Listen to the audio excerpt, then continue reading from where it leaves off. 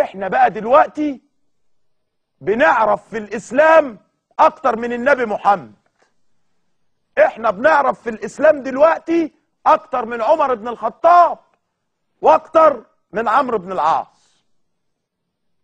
احنا بقى عايزين نرجع لهم عشان نعلمهم. ايها الجهلاء، هذه من افعال الماسونية. هذه من افعال الماسونية. الماسونية لها عدوين. الماسونية لها 2 اعداء. مين هم اعداء الماسونية؟ المسيحية والاسلام.